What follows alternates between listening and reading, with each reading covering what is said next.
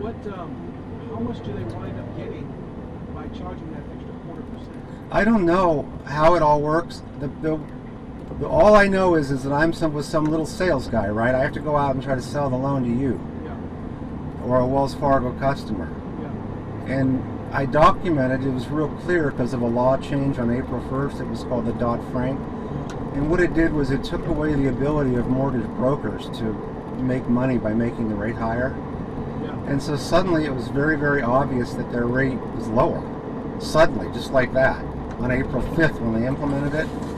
And so then I'm going out to realtors, and the realtors are saying, "You're crazy, Andy. You know, we're here in Eugene. You can't sell that crap to us. I mean, look what your other people are offering. You know, why would I ever send a loan to you guys?" And so you go around town talking to realtors, which of course I did, and it's all well documented. And then I took an ethical stand. I'm one of the only humans on the face of the planet who took an ethical stand and says, I can't do this. I need to get an answer.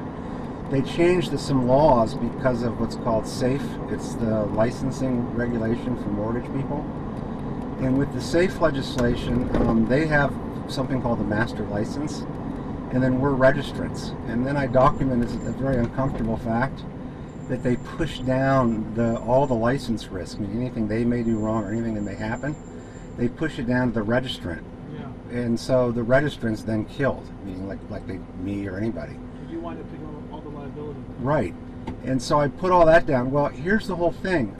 The whole problem that was real uncomfortable, internally for 3 months, and I got all the emails printed over and over to their chairman and everything, because, you know, I kind of went nuts when they wouldn't listen to me.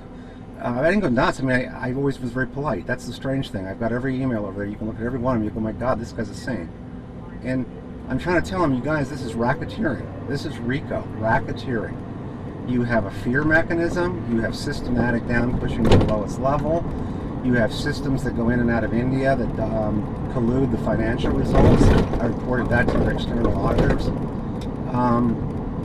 The problem is that they're doing everything they can, every last thing they can, to defame me here in Eugene, Oregon. They posted guards outside their office.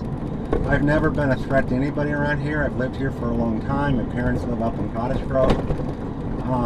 You know, I went to school in Cottage Grove. I worked at Fannie Mae in Washington, D.C. And this is one of those real cruel cases, but this is okay because for me it's just all part of it. It's the unbelievable thing that a company can do to hide the truth. It's just one more thing for the website, as they say, you know.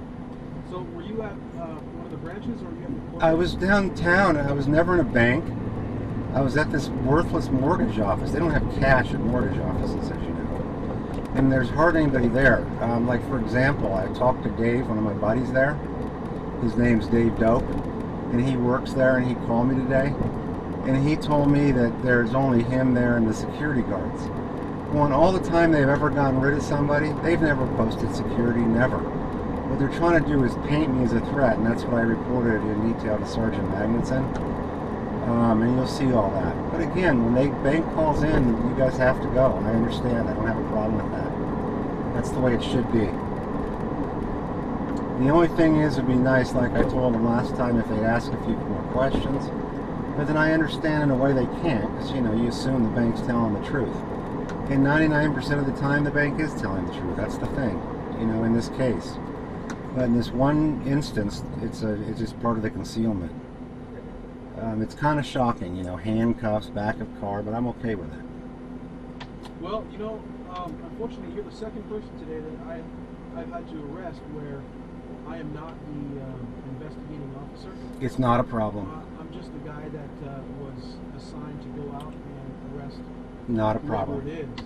No, here's the thing about it is, you're my neighbor. You're my, you know, I know, you know, in this relation right here, we're not obviously friends. I'm just, you know, you're doing my part, or you're doing your part, and I'm doing my part. And I'm sorry at the very beginning, I just didn't know what was going on, and so I got a little bit scared. But you calmed me down, and I understand, and I was just worried, you know, I was just a little paranoid. And the thing about it is this is a small community. Yeah. And, you know, and when people really do something wrong, you know, then we know it and we talk about it or whatever. And I like to think when the other side is the opposite, when we haven't done anything wrong, and, you know,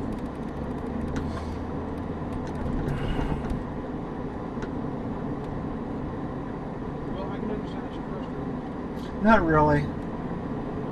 More disgusted, if you will. It's kind of hurtful, but on the other hand, it's the trial by fire. You'll see it in the news one day. I didn't trespass in any sense, way, or form with these people.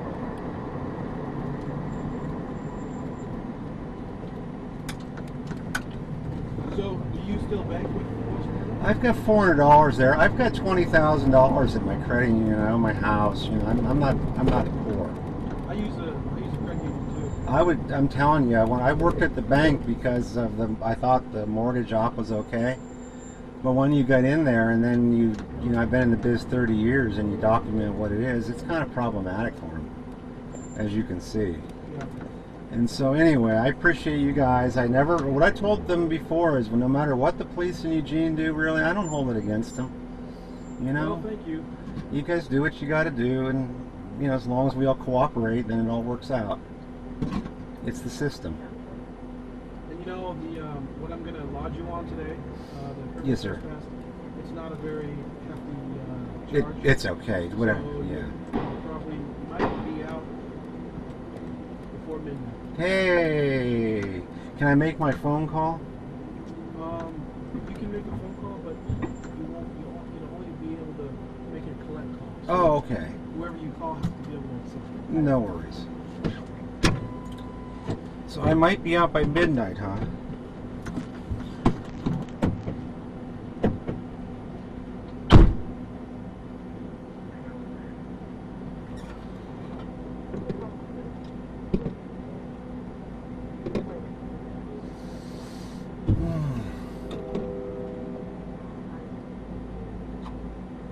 These people. Wells Fargo.